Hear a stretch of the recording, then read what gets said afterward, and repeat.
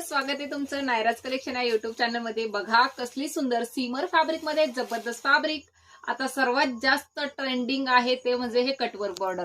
Cutwork border जर तुम्ही बघितली तर बघा सुंदर असा हा लेव्हेंडर कलर आहे, कसला सुंदर दिलाय बघा। स्टोन वर्कचं काम सुंदर असं, त्याला जरीचं वर्क, थ्रेड वर्क सुद्धा आहे। होमवॉश साडी आहे, हे स्टोन पडत नाहीत।